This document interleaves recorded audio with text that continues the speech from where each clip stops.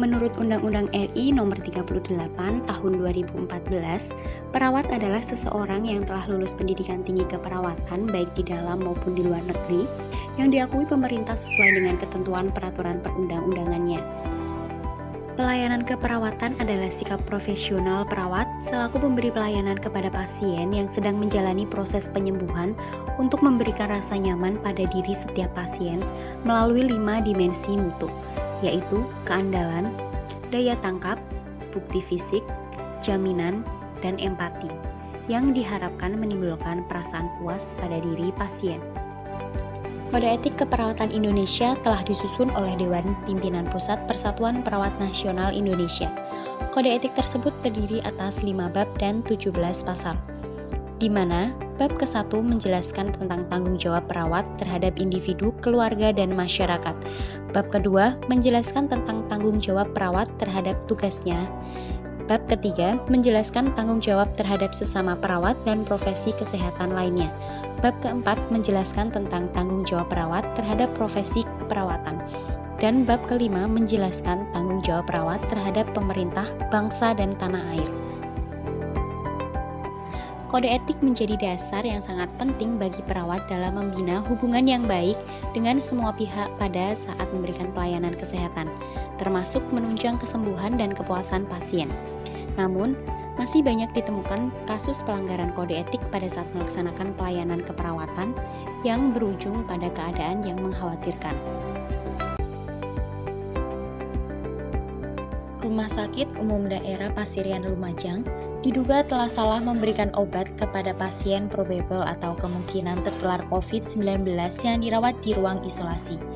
Kasus salah pemberian obat ini terjadi kepada pasien bernama Asmuni pada 24 November 2020 lalu. Pihak keluarga curiga melihat reaksi pasien yang justru bertambah parah. Setelah dicek, ternyata obat yang diberikan perawat adalah milik orang lain. Berdasarkan kasus tersebut, terdapat pelanggaran kode etik keperawatan bab 2 pasal 2 yang berbunyi, perawat senantiasa memelihara mutu pelayanan keperawatan yang tinggi, disertai kejujuran profesional yang menerapkan pengetahuan serta keterampilan keperawatan sesuai dengan kebutuhan klien. Serta bab 2 pasal 4 yang berbunyi, perawat senantiasa menjunjung tinggi nama baik profesi keperawatan dengan selalu menunjukkan perilaku profesional. Berdasarkan kasus tersebut, terdapat pelanggaran kode etik profesi terhadap perilaku profesional perawat.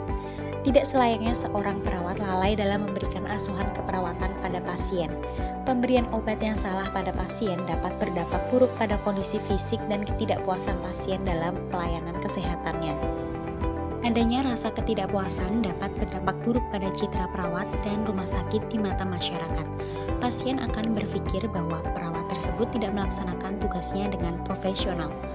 Dampak lain yang mungkin muncul antara lain dapat menurunkan profesionalisme perawat dalam pelayanan kesehatan. Perawat dapat dipandang tidak kompeten dan mengkhawatirkan, sehingga dapat menurunkan kepercayaan pasien pada keahlian yang dimilikinya. Dengan adanya pelanggaran yang dilakukan perawat, menandakan bahwa perawat tersebut belum memahami tentang kode etik dan nilai profesionalisme dalam keperawatan. Oleh karena itu, sangat penting untuk menanamkan kode etik keperawatan dan nilai profesionalisme sejak masih dalam masa pendidikan. Perlu adanya upaya peningkatan pembinaan dan pengawasan mutu tenaga kesehatan, adanya evaluasi kinerja tenaga kesehatan di rumah sakit, dan penerapan peringatan dan sanksi yang tegas kepada pelanggar kode etik sesuai dengan hukum yang berlaku untuk menimbulkan efek jera dan meminimalisir terjadinya pelanggaran kode etik yang dapat merugikan pasien.